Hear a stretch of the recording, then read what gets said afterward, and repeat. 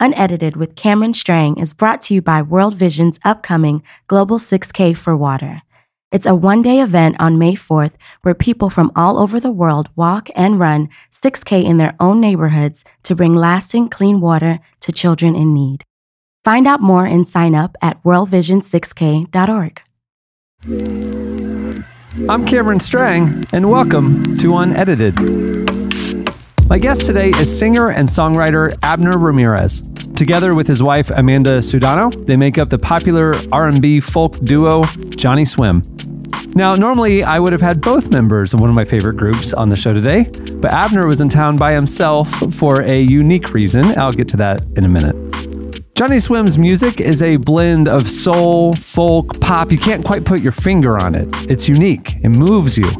To see Johnnyswim perform live is an unforgettable experience. The chemistry between Abner and Amanda is palpable. The audience is wrapped around their finger the whole time. You might remember that last fall, Johnnyswim was on the cover of Relevant. It was an amazing story. It helped me see their music in a new light. You can check it out at relevantmagazine.com if you missed it. It was actually during that time together for the story that Abner and I realized our shared love of basketball. We swapped stories. I told him about my alter ego jokingly heckling players and refs during games, and he told his stories, like, you know, being on the championship parade float with his good friend Steph Curry. What? Well, when his Warriors came to play my Magic recently, Abner flew in to go to the game with me. Yep, he flew across the country to see a basketball game. Hey, I would too. That's why I like him. So that's why today's episode is just Abner. But we cover a lot of ground on this one. Johnnyswim has a new album called Moonlight coming out April 19th. You'll hear about it first. We also talk about his faith, how he pursued Amanda. It's a great story. Basketball, what Chip and Joe are like in real life, and at one point he gives some really good relationship advice. Now, I want to say Abner's in a good mood because we recorded this interview before we went to the game. A few hours after this, my Magic actually beat the Warriors. It would have been a very different conversation had we tried to record it afterwards. Without any further ado, here is my friend, Abner Ramirez, Unedited.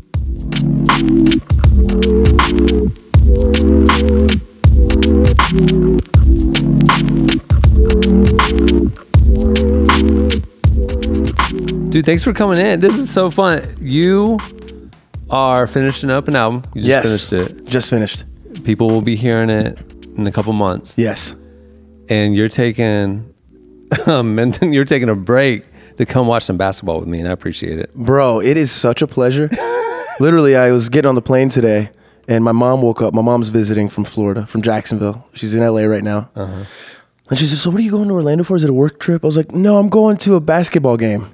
She's like, you're going from Los Angeles to Orlando for a basketball game? Yeah. I was like, yeah. Yeah, you don't understand. Yeah, I'm going to a game. That's what you got to do, man. You're an Enneagram 7. You got to say yes to stuff like that. You know what's funny? When the Enneagram was first described to me, somebody said, they literally use this example. Like a 7, if somebody calls them and says, hey man, there's this cigar. It's the best cigar in the world. You can only smoke it in Moscow, and there's only one, and you have to be here tomorrow. A 7 immediately starts looking up flights. Right. And so, yeah, so I'm here. Yeah, it was a thing of like, okay, so everybody knows, you probably knows, you're friends with Steph Curry. Yeah. Arguably the best basketball player in the world. Maybe some LeBron fans might have some different opinions, but like, you know, the champion. And you guys were here, you and Amanda were here a few months ago when you were recording and we were doing the cover story and stuff. And our office is a block from the arena. And I'm telling you, this is like right before the basketball season started, and I was getting excited about the new season. Yep. And I was telling you some of my stories of yelling at players and getting shoes thrown at me and stuff. And you're like, you're listening and you're laughing and you're like, yeah. And you tell me your story of, yeah, so when I was on Steph's championship parade float with him, I was just like, my stories suck. No, man. All my stories are terrible compared to Abner's stories. What's really funny about the float, though, was that, so I brought Joaquin with me, and we're on Steph's float. So every float is 2 players, or a player and a coach or whatever. Yeah. So ours is Steph, and I forget who else. But because it's Steph's, we have the trophy the vast majority of the entire parade. And it's hours through all of Oakland, like hours. And so I bring my son, you know, he's 3 at the time. And like, this will be one of his earliest memories, being on a parade float with the champions. We're going to be holding the Larry O'Brien trophy. And so we have pictures, me and Joaquin, at the front of the parade, holding the trophy, front of the float.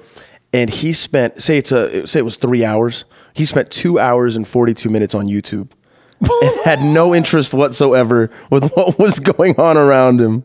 That's when I chuck the phone. No, you will. My son's 9 now. Yeah. He has no interest in basketball. Oh. I have these floor seats to the games. I mean, like, it matters to me, and he'll go with me, and then like halftime, he's like, "Can we go home now?" And I'm just no. Do you understand? And so now I only bring him to like preseason games because like if we have to leave early, I don't care. But like I'm not gonna waste those seats on somebody who doesn't appreciate it.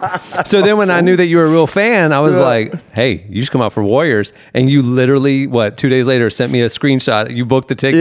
Yeah, like, literally. I love it. So the Warriors are tonight. It's fun. Man, happy to be here for it. So okay, so tell me about the new album. Like give people a sneak peek, bro. So our album, I'm so excited about this album. It's the best thing we've ever made, other than our children and our life together. It's the best musical baby. As an artist, you're aware of that?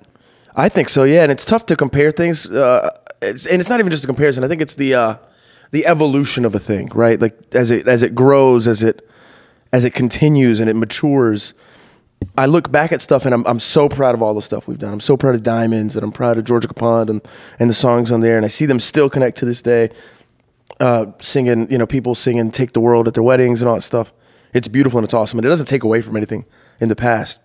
But then there's this thing that you feel like you've grown to. I don't feel like we just are on this road and we've stumbled across this next album. I feel like we grew to it. We couldn't have made this album 2 years ago. We couldn't have made this album a year ago.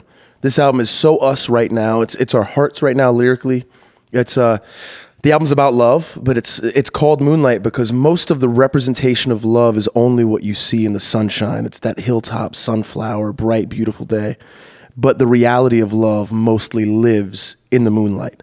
It lives in what can't be seen, the good and the bad. When you love someone truly, you avail yourself to pain you would never avail yourself to otherwise. You can hurt like you've never hurt before. You can be betrayed like you've never been betrayed before. And so I feel like there's always that season in life where everybody's getting married. And then you go through a season of life where everybody's getting divorced.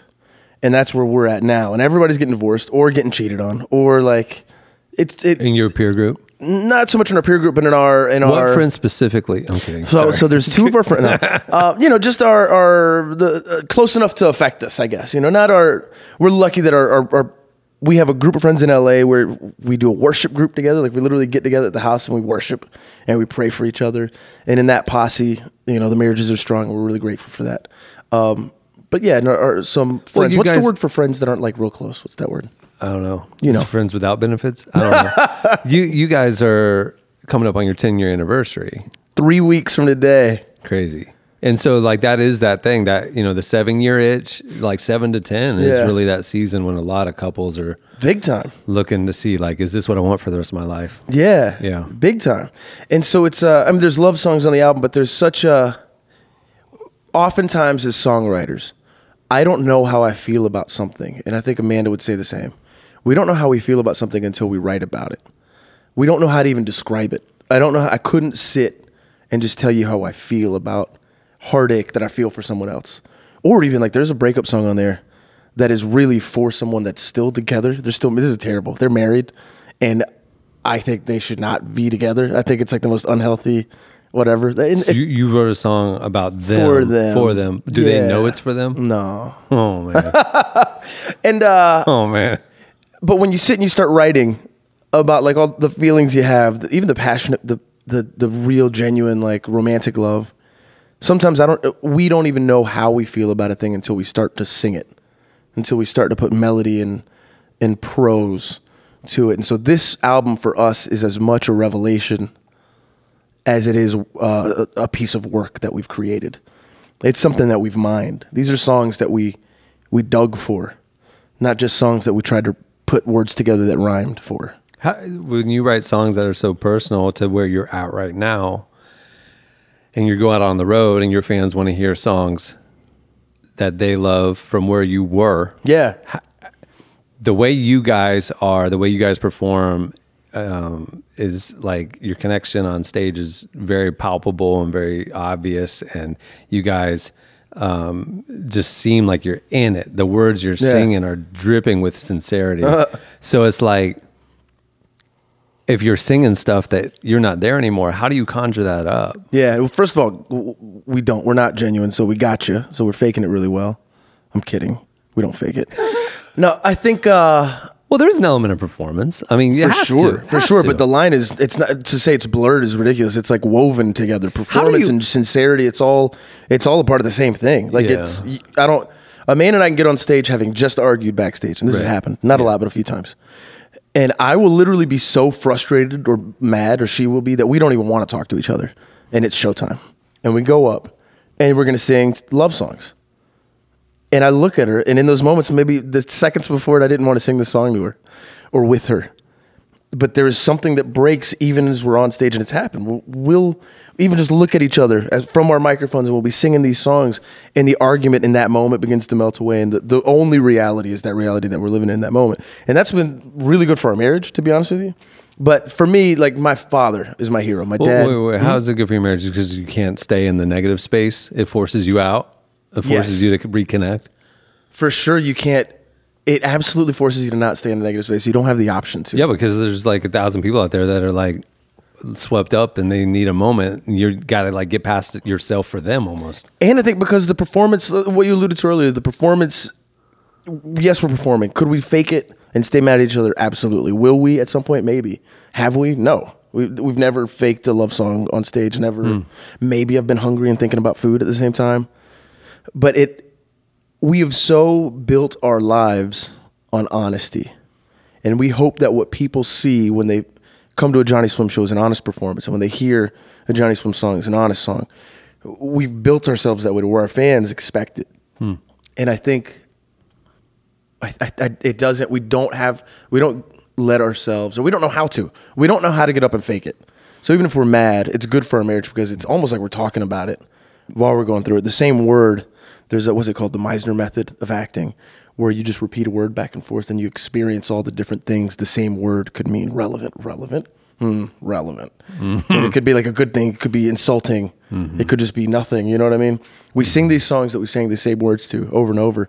But at the same time, Amanda and I are having this completely unique experience singing words that we've said many times before. How do you do that? Like, so you're talking not to your bandmate, you're talking to your wife. You're singing words to her that you wrote to her. Yeah. And now, yet again, we just gotta do it like again, and the crowd needs the same thing, and I got to do the same kind of cute line at this same moment because that's what people want from us. And like, what if you aren't feeling it? I mean, I'm not saying I wrote that when we were newly married, and I'm not there anymore. I'm 10 years into this thing. Like, we're at a new place. We're writing a new album that's not like that album. That's like, how do you sincerely do it? I think you find the things that are sincere. You find the moments. You don't have to mean, like for us, I don't have to mean 100% of every word. And I don't know that I could. I feel like I'd be exhausted, really, really exhausted by the end of every song. Right. I think there's sentiments that you hold to. So there's a sentiment that right now is this for me. And maybe the next time I sing the song, I'll feel a different kind of sentiment that I'll hold to, or a different lyric that I'll hold to. I think you find these anchors that you hold to, kind of in a conversation. You find a thing. Okay, this is that thing. Let's talk about that. And the words there may be more words than you need, but this is what I'm talking about. This is what I'm getting at. Is this thing. I don't know if that answers the question.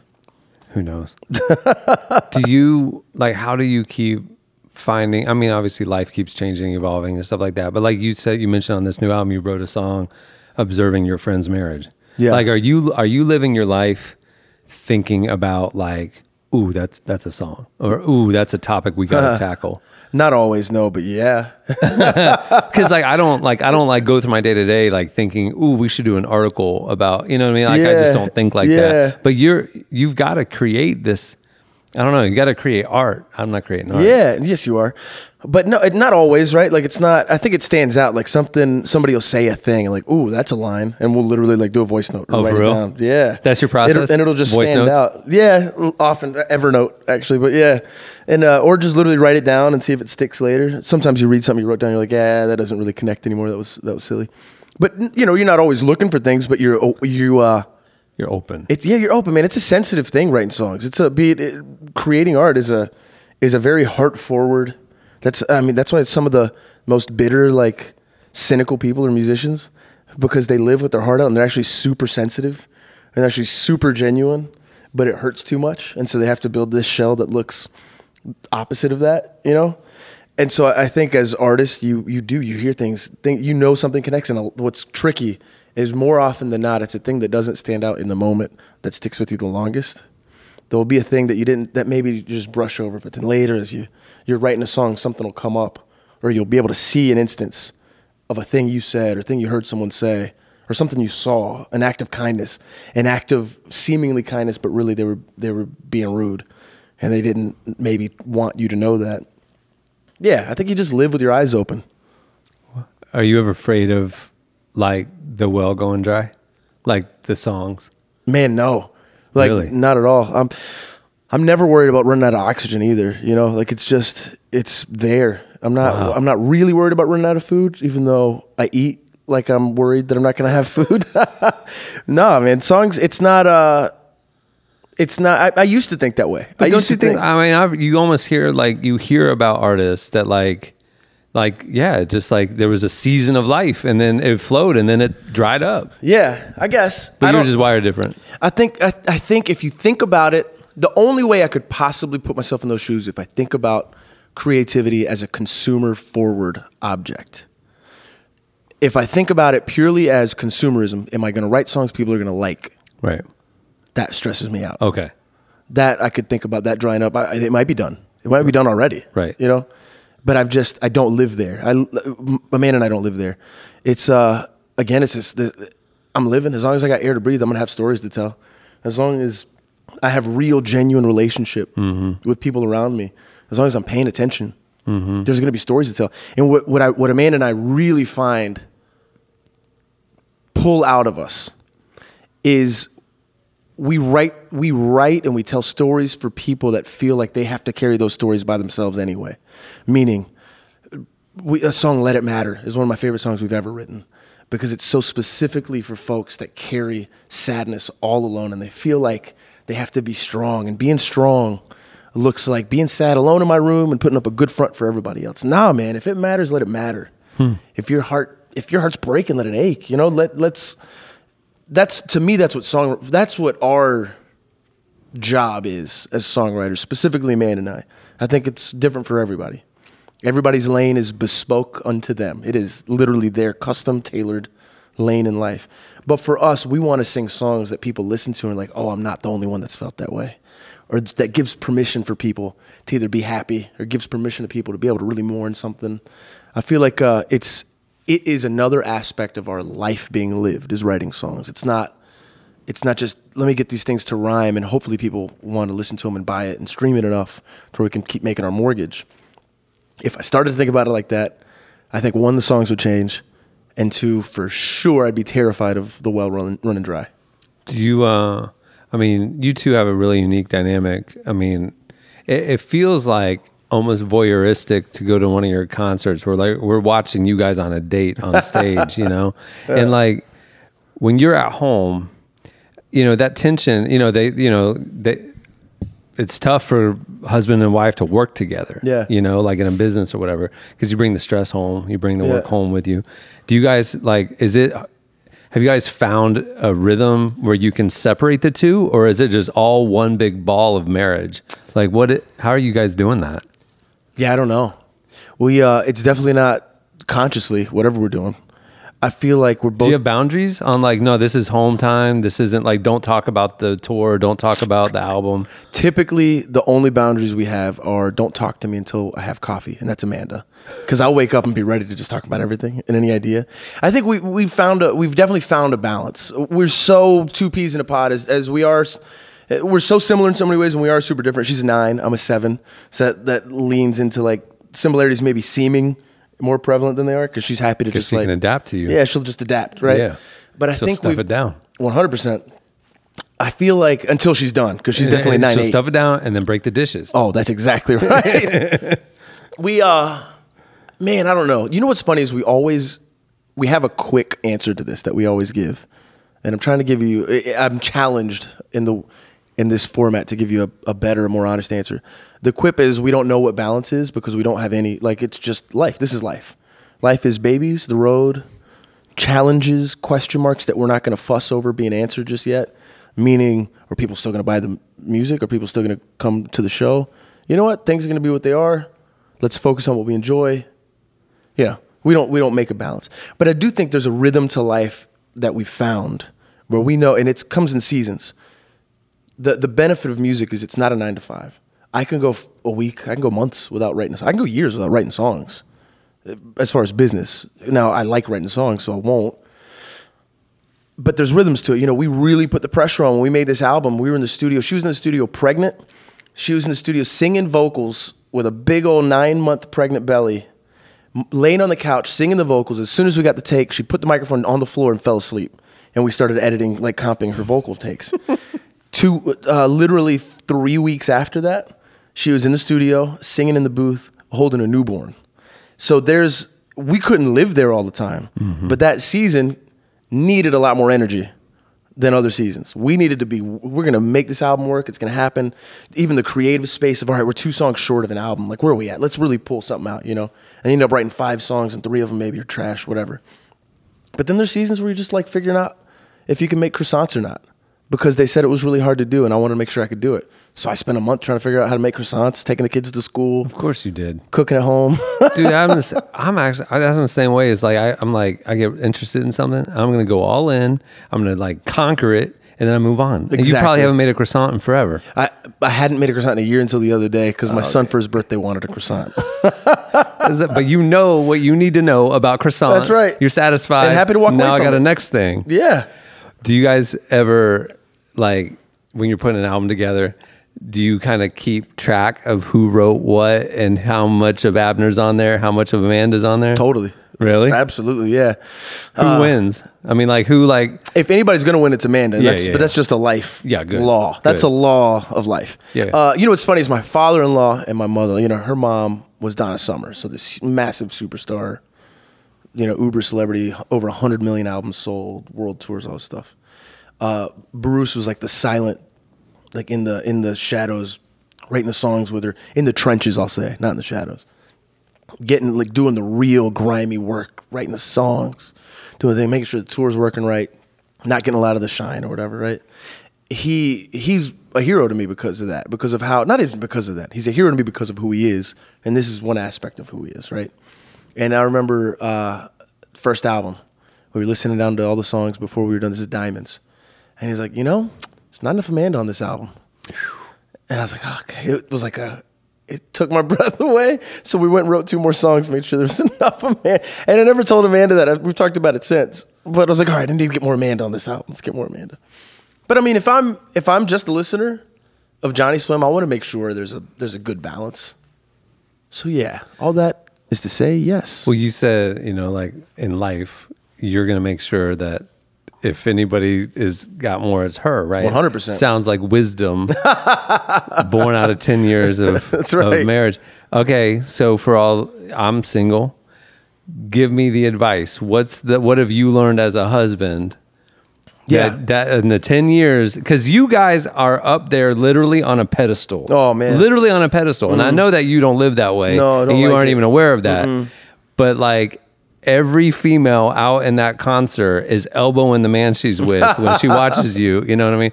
And it's like, why can't you be more like him? Oh, man. So like, you're like the dream husband. Mm-mm. How did you, what's your secret? Yeah, no secret. Instagram can make you look really cool, I guess, you know? Being on stage can make you look really cool. And I don't know that this is a universal lesson, but this is the thing that comes to mind as the biggest lesson I've learned in marriage is the following. I remember the moment when I really feel like it was God himself speaking to me. I don't know how that all works.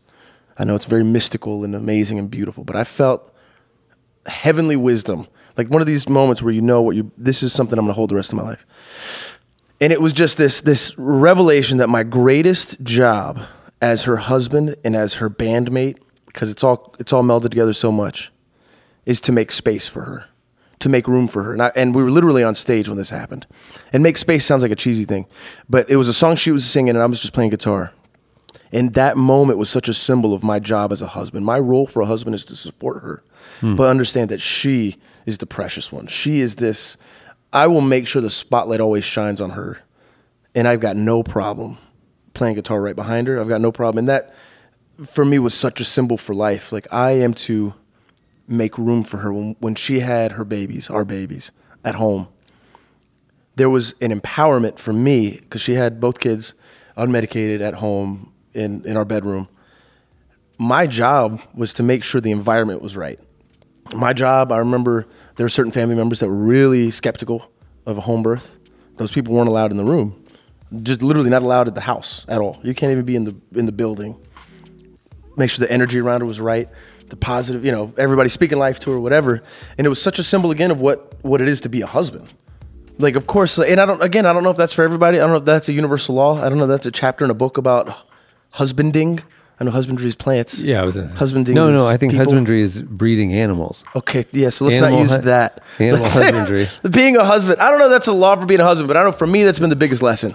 That my responsibility is in the room, in life, on stage, wherever we are. My number one responsibility to her is to hold space for her, to let her grow into exactly how she's supposed to grow, for the world to see her as she is, who she is. As beautiful as she is, as amazing as she is.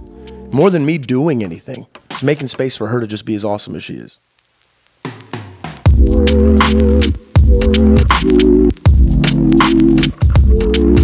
I want to remind you that this episode of Unedited is brought to you by World Vision and their upcoming Global 6K for Water. It's a one-day event on May 4th where people from all over the world walk and run 6K in their own neighborhoods to bring lasting clean water to children in need. Not many people know this, but World Vision is the #1 provider of clean water in Africa. So there's no better organization to get behind, and this is a perfect event to help raise money to make a difference. Why is it 6K? 6 kilometers is the average distance women and kids in the developing world walk for clean water. Every step you take is one they'll no longer have to. The event takes place on May 4th. The whole Relevant team is running it, and we'd love for you to run it with us. Now, you don't have to be athletic. Everyone can participate. Whether you're in Los Angeles, Dallas, Minneapolis, or anywhere else in the country, you can find a group to join or even host your own group, like the Relevant staff is doing here in Orlando. Search for groups in your area or find out how to host your own at worldvision6k.org. Sign up today. Now, back to the conversation. Here's Abner Ramirez.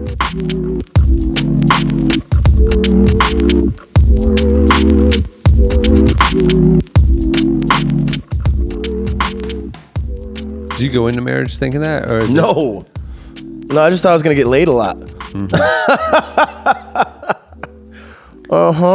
Good. That worked out different too, but the evolution though, I think that tension, like a lot of newlyweds come into marriage with a certain mindset of what it'll be like, and then the selfishness of, like that a lot of husbands don't embrace what you just said. Yeah. Dude, you just gotta forget about yourself. It's about her. Yeah. I think that's a lesson that a lot of husbands don't learn. Yeah. She seems, your relationship seems special. And the story that we told in our magazine when you guys were on the cover last fall, talked about how y'all met. It's one of my favorite origin stories that you saw her at church and you were dating somebody else and you said, "That's my wife." Yeah. I thought it, but I said it. You literally said it. I said it out loud, yeah, and I got dumped. Not to the girlfriend. Oh, yeah. Oh, shut up. I mean, she was right here sitting next to me, and I just said, "That's the girl I'm going to marry." Oh. Out loud. Yeah. It's crazy. And then when did you finally start? 4 years later, I met her. So you didn't even meet her that night? I didn't meet her for 4 years, yeah. Did you see her those 4 years? You saw her at church? I've stalked her online. Okay. I followed her Zanga, for those of us elderly folks. Wow. And it was right after the Live Journal. I think she had a Live Journal as well. Wow. And then MySpace was our first. I invited her to do a show over MySpace.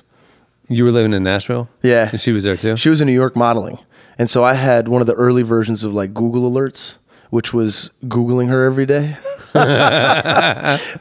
Anytime she would do a new photo shoot or whatever, I would go to Getty Images and I'd had a little folder literally of pictures of her. I literally on our first date I told her, I was like, "I need you to hear this from me now. Because if you find out any other way, this is also just unacceptable. But if you find out any other way, it's worse. You fessed up first date. Oh, first date. And it didn't scare her I off. got a folder with pictures of you in it. Like, I've been she tracking flattered? you for years. Well, I also told her on the first date, I was like, just so you know, I'd marry you tomorrow. I'd be your friend for the rest of your life. But I just plan on being around for a while. It's not, again, it's probably not textbook. It's probably not the way it should go. But I just had a lot I needed to tell her. It was 4 years. And in those 4 years, I didn't date anybody. I didn't hold a hand. I wasn't kissing on nobody. It wasn't like, I remember liking you back then, but you still lived your normal dating life. Bro, she changed my life the moment I saw her. And that's never happened in my life. It's never happened since, obviously. I mean, there's a line in the new album, a song we recorded with the Michael McDonald. Again, That's some of the crazy. young folks may not know who that is. Come on now.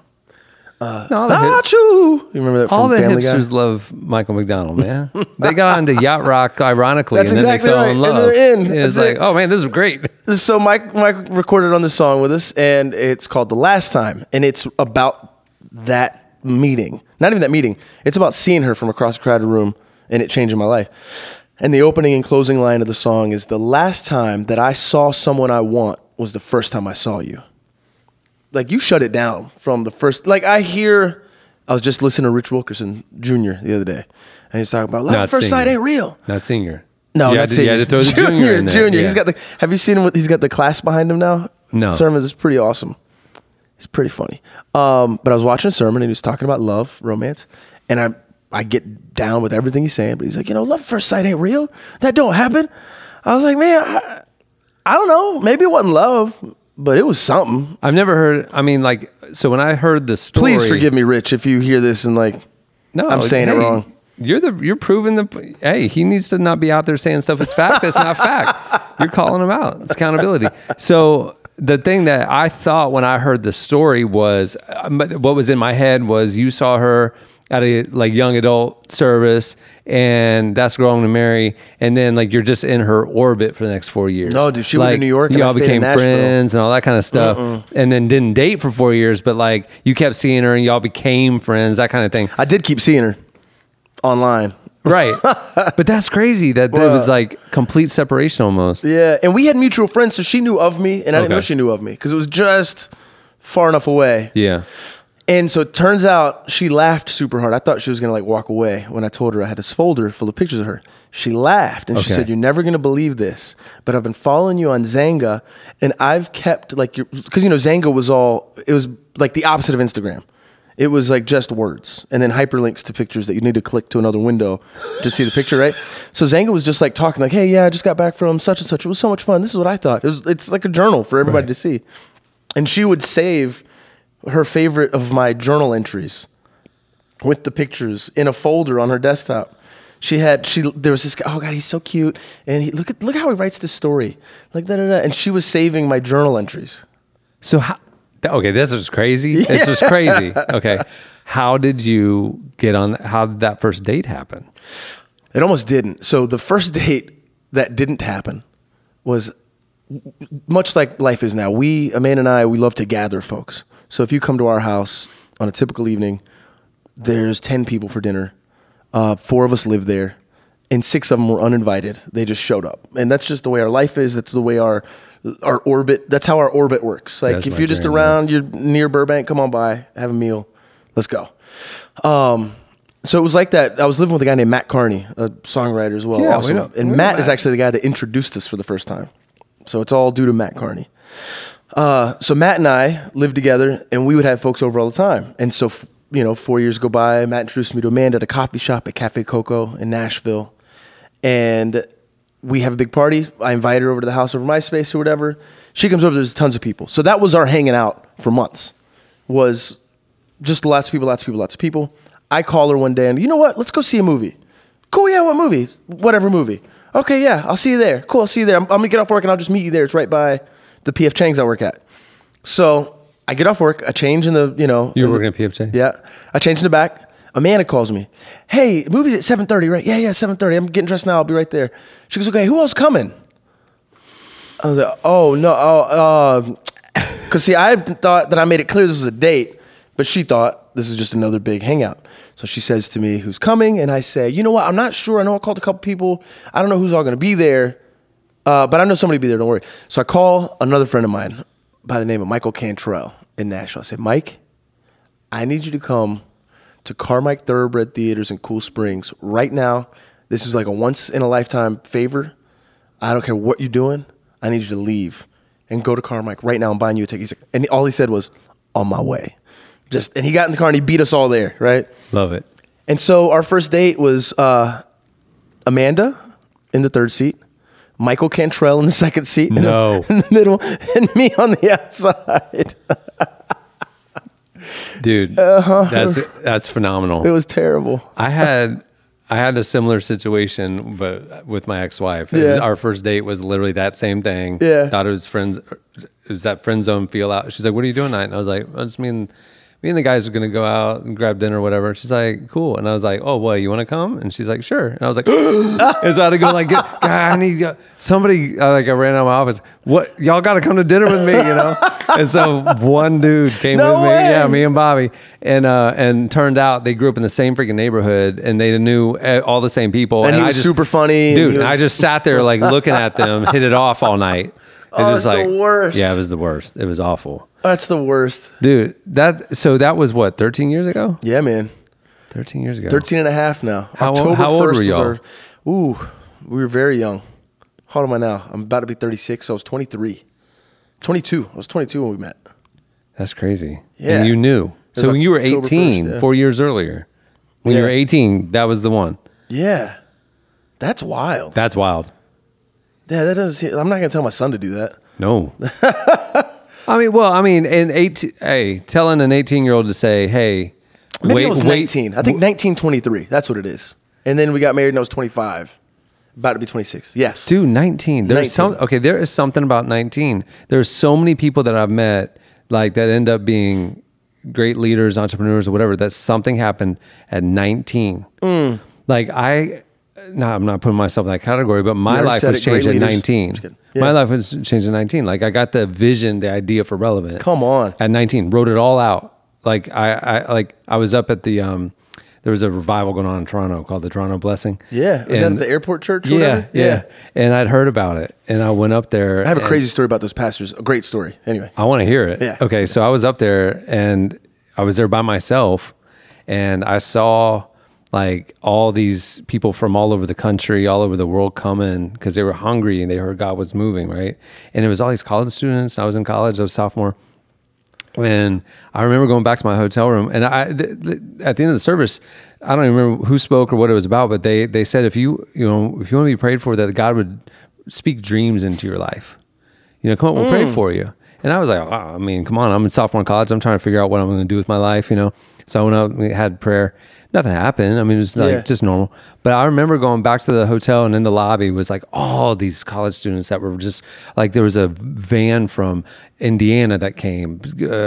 People jumped in a car from Seattle and came. And like all over the country, they came because they heard God was moving. They were just so hungry. Come on. And I remember going up to my room that night and I was laying in bed and I couldn't sleep, toss and turn.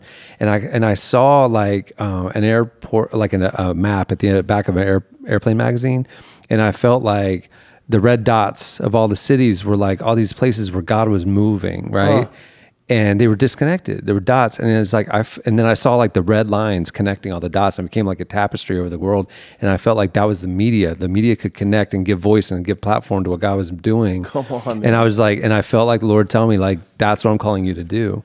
Build this platform. And then like just my mind's just spinning. And finally around 4 a.m, I turn on the light and I write it all out on a Marriott notepad. No way. And I still have it. And Come it was on, man. relevant. And it was the mission of giving voice to what God was doing this generation. We're going to do this, this, this, and this. And it was that night. And it was 19. And from that moment on, it was like, you said at 19, that's the one. I'm waiting for it. I said 19. That's what God put me on this earth to do. Yeah, man. Unbroken focus. I just went after it. Yes. 8 years later, the magazine debuted. Dude. 8 years. But it was something about 19, dude. Yeah, I agree. I mean, I can't tell you how many people I've talked to that are peers now that was like, it started when they're 19. Yeah. That's crazy. Tell me your story about the pastors at the airport vineyard. So they got brought down to Jacksonville, Florida, where a friend of mine asked me to fly in from Nashville to lead worship for the small event for his company. And it was like the families Lead worship for a company? Yeah, so the company had a bunch of believers in it, and so they're like, you know what, we just get together at the office and like worship. Is that legal? No pressure. I don't even know. And so they were going to fly in these pastors from the Toronto airport, whatever, Vineyard, whatever, that church. And they bring them in. They didn't know anybody. I didn't know anybody. It was just like these families from this company and from this hedge fund in Florida. And so I lead worship a little bit. I go sit down. They preach and they start to pray for people. And I could tell they're looking for an ally. And they look at me, and I was the guy that led worship, so I'm their ally. Abner, do you mind coming up here real quick?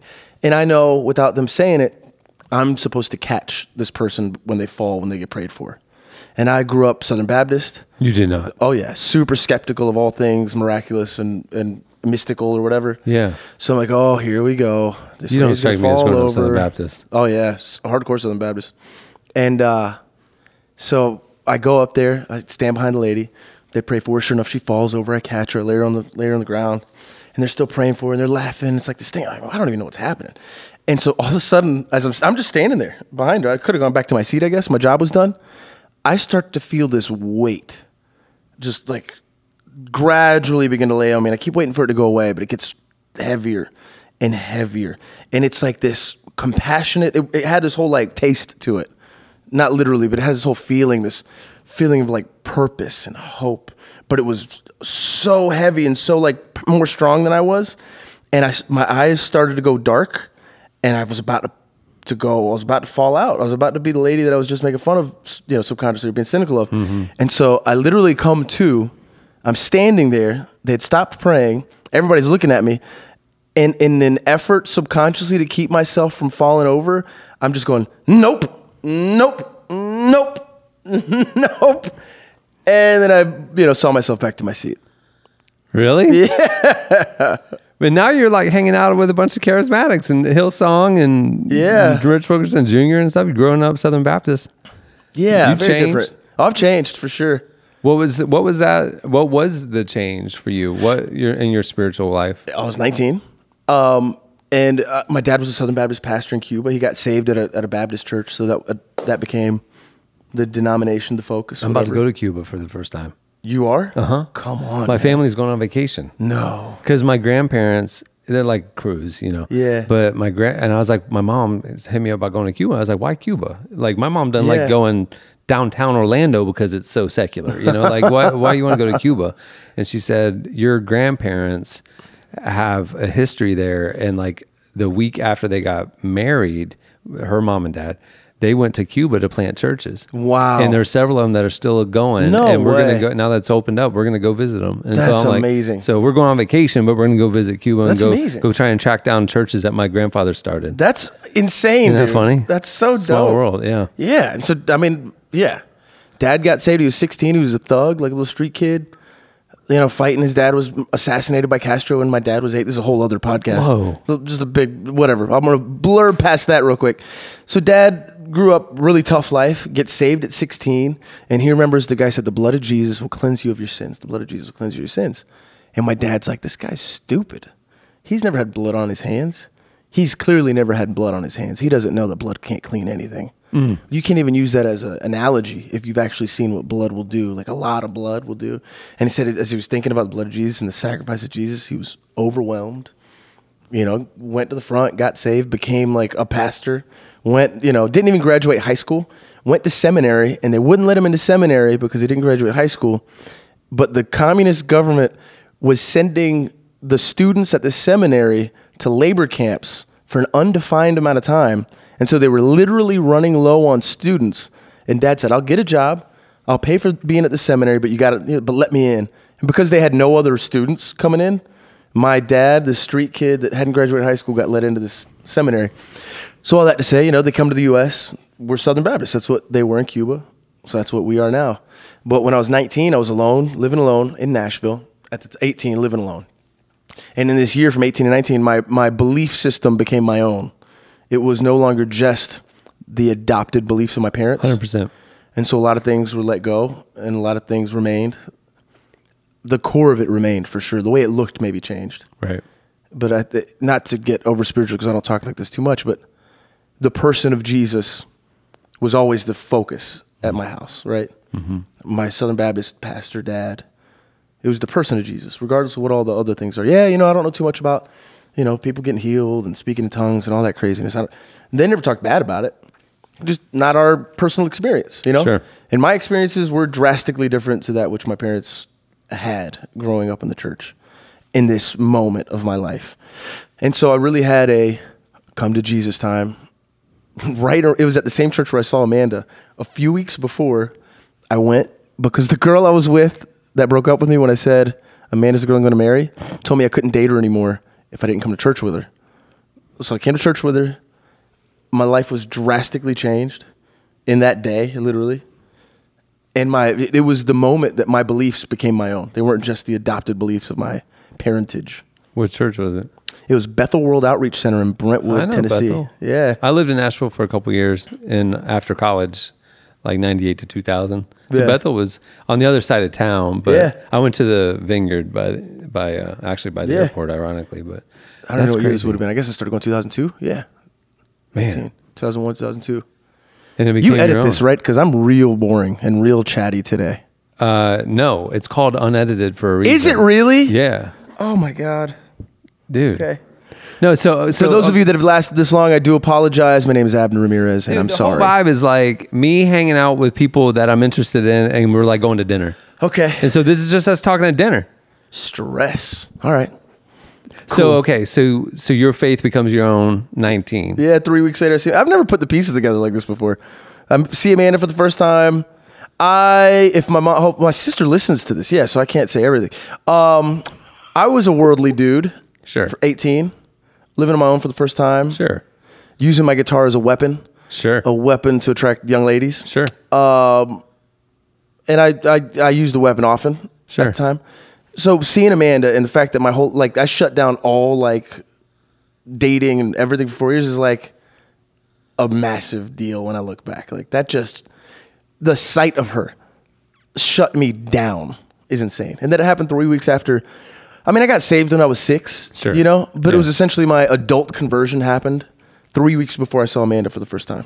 How have you what's funny to me is knowing your early career stuff, and you were leading worship and this, that. And now the music you guys are making as Johnnyswim, has no overt faith reference at all.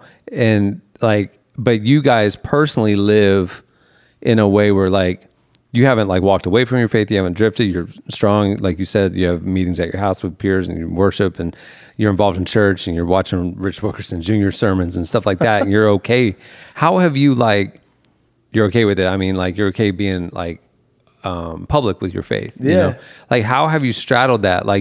It's odd to me that somebody who lived in Nashville for 9 years, making music, got out and isn't typecast or in that bubble or stuck in that bubble. And dude, when I met you the first time was at a Jesus Culture conference. Yeah, that's right. In Sacramento. Just in passing. You're just you were there and I was there. We're just hungry. God's here. Why aren't we? I mean, why wouldn't I be here? Yeah. That was when I was wait, I didn't know that he was a real Christian. I didn't know. I didn't know. I just thought you were one of those cultural Christians, and then you moved to LA. And maybe I am. I don't know. I don't think so. I mean, you wouldn't be. You know, it's how have you stayed plugged in? How have you not so many of your peers really have kind of the faith component has kind of waned, 100%. The way it works, and this I really do believe is it's practical. It's actually a real strategy, but it's just the way it is. We don't belong to the business of Christianity. Good. And very specifically, we do not belong to the business of Christianity. There's nothing wrong with that. There's nothing wrong with being on a Christian label. There's nothing wrong with being on Christian radio, right? There's nothing wrong with that. But we don't belong to it at all. Okay. And so it's been very intentional for you. Absolutely 100% intentional. First of all, because the business doesn't make sense for us. Right. it's not what I do. Right. It's not what But when you were starting out, it could have. It could have been. It could have been the path you chose. Could have been, but it wasn't. It just wasn't. How did you go from leading worship, but then you go, now I'm going to make music that isn't that? Bro, I still lead worship. Who you kidding? Johnnyswim, we could be singing about breakup songs. We could be singing about love songs. Could be singing about hopeful stuff. Mm-hmm. The goal is the same as any church I've ever led worship in when I was leading worship. I want the presence of God to show up. I want people to feel when I was 19 and I encountered the presence of Jesus for the first time in my adult life, the number one thing I felt was I felt known. I felt seen and I felt accepted. I felt somebody saw me for who I was, and it was what they saw was okay. I had been weighed and I had been measured, and I had not been found wanting, you know? And that is the goal of any Johnnyswim show. I don't care what you believe. Literally don't care. I am not there to convert you at all. What I want you to feel is I want you to feel seen. I want you to be able to have words and melodies to put to your life now because of what you've experienced. And I want you to be found not wanting, to be seen, to feel known, or to be found accepted and acceptable as you are, period. Two of the most profound worship environments and worship moments that I've been in, and this is not to say anything. I mean, Hillsong United and all these great worship experiences that we've had are on another level. But I remember I was at an Arcade Fire concert, and I was there at Lollapalooza, Chicago, and there was, 100,000 people at their concert, and there was this line where one of their big songs from 10 years ago, and it was like, purify me, purify my heart. And I saw 100,000 people with their hands raised. Woo. And dude, there was just a crying out for God.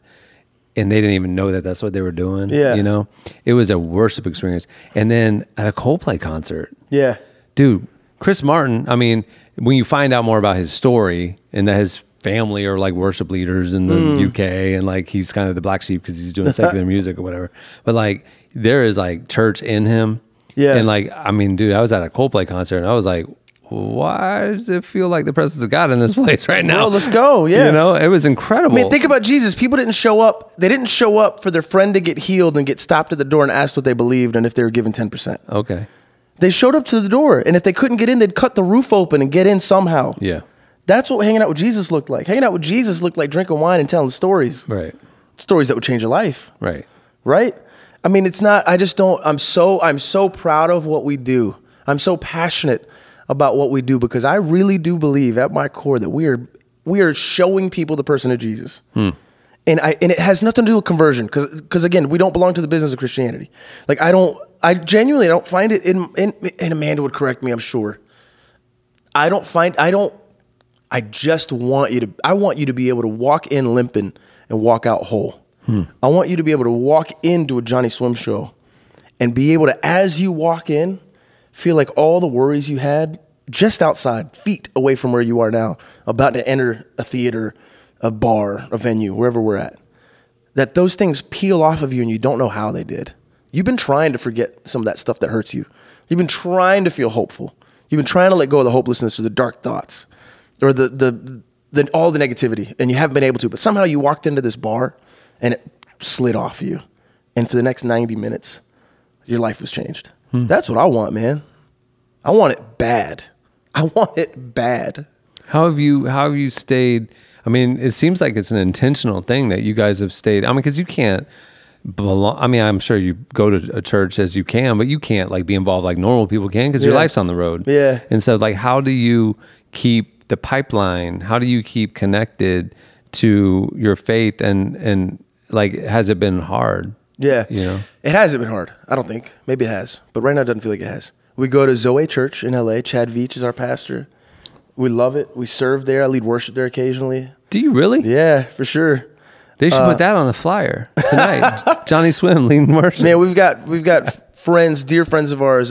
Pastor Jeremy Foster in Houston, Texas, is a dear personal friend of ours, and Hope City Church. And so whenever we're on the road, Houston's right in the middle of America. Houston's an easy place to get in and out of. So we often find ourselves at Hope City Church. We consciously make time to be at church, whether we're at home in LA or on the road. And there's churches we love to visit. Do you really? Yeah, while we're gone. In Philadelphia, Pastor Dan Fessler. It's actually in New Jersey, but we like saying Philly better.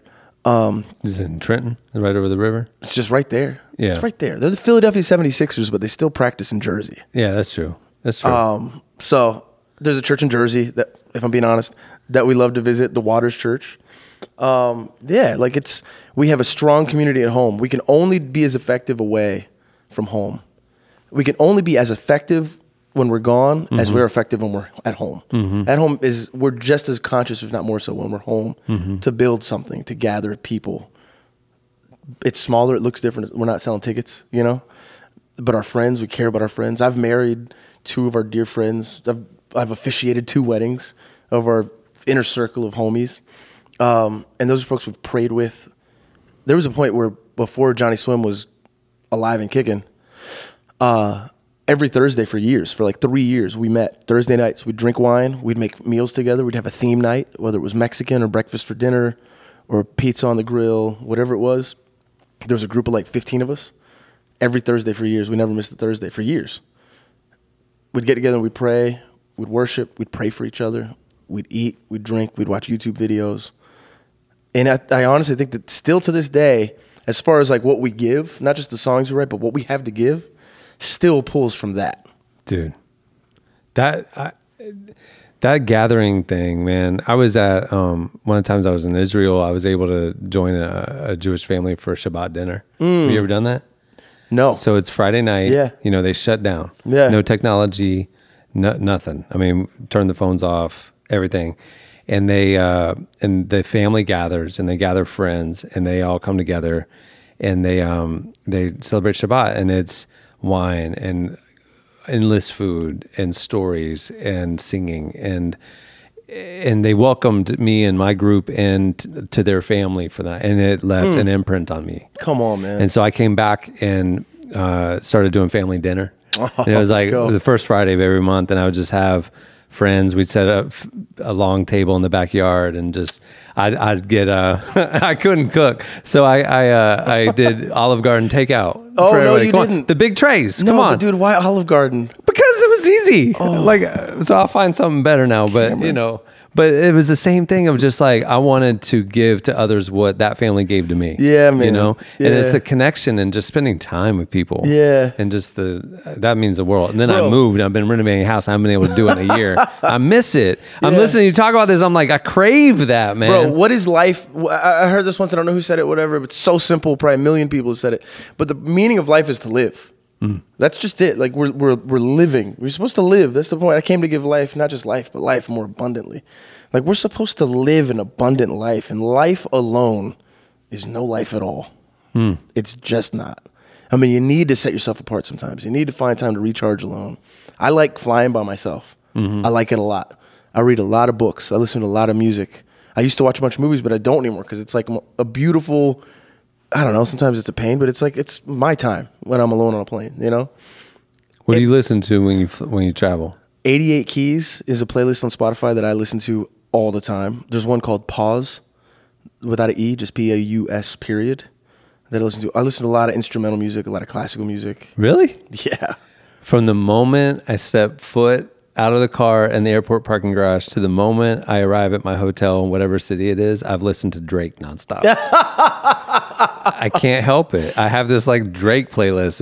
It's all edited for those who are offended. Whatever. I listen to clean hip hop. I'm offended that it's edited. I know. My friends make fun of me, but I'm like, I don't know. I grew up in the early 90s and bought all my hip hop from Walmart. And so it was like all clean, right? So I just like no radio early versions. 90s buying cassettes. That's awesome. No, I was listening to CDs from Walmart and they didn't sell the dirty version. So like I never knew explicit hip hop and it just stuck with me. I don't know. So you didn't know hip hop? No, I'm kidding. Yeah, that's I know, awesome. right? Isn't that funny? Oh man. Yeah, I don't listen. I listen to everything because there's always music playing at our house. Our life is music. Right. But there's a lot of, it's curated. A lot of instrumental stuff, a lot of jazz. Dude, the other night I was, I came across, every year I go to Montana with these guys, like just go and get away for a week and just connect. Is it like the duck hunting thing and the fishing thing, fly fishing? And yeah, the fly fishing thing. And every time last year there was a guy on the trip who was out in LA and I didn't know him. I met him on the trip and he said, "Oh, my dad lives near Orlando. You know, so I'm there a few times a year or whatever. He's an old elderly guy." And after the trip, I get a call from him. He said, "Hey, man, I'm going to be coming in town. My dad passed away last night, and I'm going to be coming to take care of his home. And I'd love to see you." And so we got together and we were talking. And he goes, it's about an hour away from town. He goes to kind of take care of his dad's affairs. And his dad was a record collector. And he had 1,500 albums of like 40s, 50s, 60s jazz, like classic stuff. No way. And I own it now. I own his entire life's library. Bro, that's amazing. So now that I've gotten into this house and we're now on the other side, getting on the other side of renovation, I finally set up the vinyl, finally getting all out, and I'm going through it all. Oh. So last night I was making dinner for me and my son, and I put on this 1972 live concert, Teddy Pendergrass. Come on, man. Oops. It was like my 9-year-old, I'm like running to turn that off after a minute. I was like, the ladies were going crazy. So anyway, but I am determined to go through every album of his life. You know, I just got to be aware of Teddy Pendergrass, man. Teddy Pendergrass. This ain't Walmart no more, son. It's not something that my 9-year-old has been exposed to. But my mom raised me on like Motown, black gospel and stuff. Yeah, and so I grew up listening to Marvin Gaye and, you know, going up into black gospel and stuff like that. But the live concert Teddy Pendergrass was a little more blue than the radio version. But anyway, the same thing. I want to have a home where my son's memory of his childhood as music was being played. Yeah. You know, there's a soundtrack to life there. Yeah. You know, that's important to me, man. Ooh, what a question. What's my son's memory of his childhood going to be? Right? Because we all have, so I remember going to bed in this little town. So we live in a bad part of town. My dad was working several jobs. He was trying to start his company. He was a reporter for the paper. And my mom stayed home with me. So, you know, money was tight. My memory of my childhood from ages 3 to 8 was being put to bed and laying in bed, and my mom would go in the other room and put on like black gospel albums while she did whatever she did. But I fell asleep every night listening to her music every night. That's what I remember of my childhood. Dope. And like those albums, which I now have because she gave me all of her old vinyls. Like her I thought you were going to say your memory was getting put to bed and your parents putting Teddy Pendergrass on. No, but like, dude, she has a lot of Al Green, and she has a lot. She had a lot of those albums. Maybe that was for the late night, but that's what I remember. Awesome. So like that music is so formative to me. And it's like, I do think about that with my son. Yeah. Like, what is he going to look back and remember other than video games? Right. You know? Yeah. And it's like, no, man, like when I'm dead and gone or whatever, just old, or he's out on his own, he's had his own kids. What's going to be that thing that like molded him that I'm doing with intentionality now? Yeah. You know? And it's going to be, dang, we have a house full of people. Yeah. We give to others. We live for others. We music and laughter. And like, that's going to define our home life. Yes, man. Let's go. Let's do it. Hey, so you mentioned Houston. Yes. I have always wondered this. So before I met you and stuff, when I first started watching Chip and Joe's show like years ago, and they were talking about you and you guys are doing the theme song and stuff like that, I thought you lived in Texas. I thought you were like in their little circle of friends. And then I find out you're living in Nashville and in LA. Yeah, man. How did you become friends with Chip and Joanna Gaines? So Amanda and I had this rule with our agency years ago. No reality TV ever. Like, we don't do reality TV. We're not going to be on it. We're not going to whatever. We don't want our music used in it, because there was one show called Love and Hip Hop back in the day. There was like a scene where a guy breaks up with a girl and then he throws a pair of her panties at her that she left at his house, and under it was diamonds. And it was just like, let's just say no forever. So that's phase 1. No reality TV, Johnnyswim, period. Phase 2, A Home for Christmas. Mom had DVR'd this TV show that she loved. She wanted to show us, called Fixer Upper. She had all 2 seasons DVR'd, and she would just binge watch them. We'd binge watch it with her, fall asleep on the couch watching it, whatever. Get back to LA. Hey, there's this reality TV show. Guys, we don't do reality TV. Yeah, but they actually want you to be on an episode. Guys, we're not going to do, well, why is this even coming up? Well, it's a show called Fixer Upper. It's kind of up and coming show, da-da-da. And Amanda, like, we're on a conference call, and Amanda helps me. She goes, isn't that the show your mom loves? It's like, yeah. All right, what is it? Let's talk to them. Let's figure it out. They go, well, they actually want to call you. Okay, sure, whatever. Let's get on the phone with them. So I had just been introduced to Chip and Joanna Gaines because of my mom's DVR at home. And next thing you know, we're driving and we get a call from Chip and Joe. And Joe, out the gate, maybe not first thing, but we talk. We'd love for Home to be our theme song. Honestly, nothing would make my mom happier, so please, can we please do that? And I hate to even say that way because it's such an honor and it's changed our life. Their friendship to us has been insane and amazing and so generous and so kind. So I don't want to minimize it. Be like, yeah, we did it because my mom liked it. But that really was like the thing at first. It was like, okay, mom's going to trip, so let's do it. And Joe says, this is going to sound weird, but I got to tell you, I was listening to Diamonds the other day. I was listening to your first album. It was our only album at the time. Listening to your album, and I felt like God spoke to me. And I don't know where you guys are at with all this, she says to me. She said, I felt like God said we're supposed to be friends. And we're like, that's awesome. That's totally our language. Like, yes, whatever. And she said, I feel like God's doing something with marriages, and he's showing people that marriages can work, that good, healthy Christian marriages aren't the worst thing on earth, that they can work, that you can love somebody till you die, whatever. And I feel like, we're all a part of that. And, and from that moment, we've loved them. We would move heaven and earth on their behalf. I had no idea that it was like your agency put together a deal to do that. That's crazy, because like literally the way it comes across on the show is just like you guys have been like, you guys went to Baylor together and you just are hometown long-term friends, and that's so funny. We're homies now. Yeah, they are dear friends of ours, like absolute dear friends. Are they the real deal? They're the absolute real deal. Absolute real deal. They're awesome. They like you guys. They seem too perfect. You know what's cool? All right, random story. I was at dinner with Joel Osteen. It was Joel and Victoria, for real. Joel and Victoria meet Amanda. Joel and Victoria, dear friends of ours, love them. We're in Beverly Hills. After dinner, we're having dessert. A homeless lady comes up. We're sitting outside, asks for money. And I just quickly, offhandedly, not even thinking about it, no, I don't got, like, I just don't want to be, I'm at dinner. What are you doing? Like, no. And Joel's like, well, I don't carry cash, but here, have my dessert. And he literally hands her his plate and like gives her his entire like cake that we were all sharing, first of all. So it was a little rude. Thanks, Joel. No, but he was like super generous, super kind. And I said to Joel, I was like, man, I don't know how you do it. He's like, what do you mean, Abner? What? That's my best Joel, sorry. It's pretty good. I'm trying not to, I hope that's not insulting. I'm genuinely trying to do a good Joel. And I was like, man, I couldn't be a professional Christian. I was like, that's just, if I don't give her money, I'm just a guy that didn't give her money. But somebody sees you turn down a homeless person, right, asking for something. You're Joel. That's Joel Osteen denying someone, being a bad person or being whatever.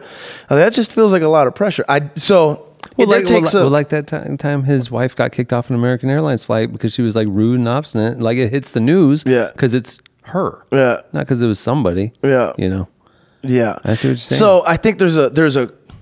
I do not take lightly that God calls people to full-time ministry, and I believe being a Christian musician, Christian music artist, like in the business of Christian music, that's a call. It has to be from God. Otherwise, that's kind of it is what it is. So I think that's a thing, right? I think you have to be called to be a professional Christian. I am not called to be a professional Christian. I am called to, by all means, help people like remove the baggage as they walk in the door, leave healed, but I'm going to be drinking whiskey while we do it. Period. Full stop. Sorry. Be offended. I don't care. I'm not a professional Christian, and I'm proud of that. I think there's a latitude given to us that are believers in the call of God and the love of God for this world, and Chip and Joanna are part of this, that don't have to follow all the rules a professional Christian does. And you get to reach more people. Two, in some ways, you get to do a broader good, right? And I really think that was all that to say. The question was, are they the real deal? They are so the real deal, and I'm so glad they're not professional Christians. I'm glad they are just themselves, and then you get to see who they really are, and that's really them on TV. Chip really is a nutcase. He's a 7 for sure. Is he as exhausting as he seems like he is? No, he's awesome, man. He's an Energizer Bunny for sure. Joe and Amanda are basically the same person. Really? Yeah, like me and Chip will talk, as you could tell, I don't know if you've noticed, can talk for hours nonstop. But then when Joanna Gaines is going to say something or Amanda Grace Sudano is going to say something, the world stops and the world listens. And it's usually the little spark that they give that makes everything move. That's amazing. That's amazing. So to wrap things up, your album's going to come out April 19th. April 19th. Yeah, it's also Good Friday. Oh, nice. Album coming out on Good Friday. So when Jesus died, that's when your album's coming out. just the veil was torn, the earth shook. That's it. We figured it needed another reason to celebrate Good Friday. So you guys will hit the road. You guys got some big stuff. What's your hope for this next season? What's your dream? What's in your gut even? Oh man, everything. I want to do everything. I want to. Is it Grammys and stadiums? Is it theaters? Is it like, do you see things changing, or is it like you guys are in a great vibe, great place now, and I want to keep that rolling? Or do you like, no, pour gas on the fire? Yeah, we want to pour gas on the fire. All right. I want to pour gas on the fire with this album. And I think it's possible. I think it's the best work we've done. I'm so proud of my wife. I'm proud of our team, Malejo, our producer, and he's also the president of our label. He's just a genius of a human, and to be able to work with him on this album, I'm ready for the world to hear it, to consume this album, and to see what we've got for him live. And I want to keep building the thing. I want to absolutely pour gas on the fire. Stadiums. Yeah, I want to sell out the Rose Bowl for sure. I mean, is it going to happen on this album? Probably not. But can this album be a step in that direction? I hope so. Nice, man. I want to sell out the Rose Bowl with a guitar. We have a T-shirt that we don't sell. Maybe we should. But the Ryman has always been Mecca. One day we're going to sell out the Ryman. You know, we couldn't book it. Oh, you don't have an album out. Oh, you don't have a radio single. We love the Ryman. We love the people at the Ryman. We love our booking agent that we're with now. We love Bobby Cudd was our first booking agent. He was amazing as well with Marty Diamond now. First time we sold out the Ryman, we made a T-shirt for our team that says we sold out the Ryman without a radio single, which is a really big deal for us. And so we're about to go play the Ryman again this summer, and we sold it out in 3 days. So we're making a T-shirt that says we sold out the Ryman in 3 days without a radio single. So our fans carry this thing. We've broken the mold for a lot of people. It doesn't make sense. It doesn't make sense that a band without popular demand on radio or placements on TV can sell 3,000 tickets, 2,000 tickets all over America. Sold 1,400 tickets in Amsterdam, and I'd never even been there. I mean, whatever. I don't know. We have the best fans in the world, and we'll go play live for them until we die, for sure.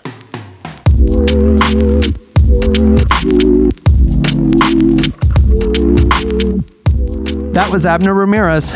Make sure to check out Johnnyswim's new album, Moonlight, when it releases April 19th. You can follow them on Twitter and Instagram at Johnnyswim, and find out when they'll be touring near you at johnnyswim.com. If you haven't seen them live yet, put it on your bucket list. Hey, if you liked this episode of Unedited, I'd love your help spreading word about the show. Subscribing, rating, and reviewing it on Apple Podcasts helps a ton, as well as sharing it on social media. And don't forget to subscribe to Relevant Magazine. We're running a great deal right now at relevantmagazine.com/subscribe. Well, thank you for listening. I'm Cameron Strang. I'll see you next time here on Unedited.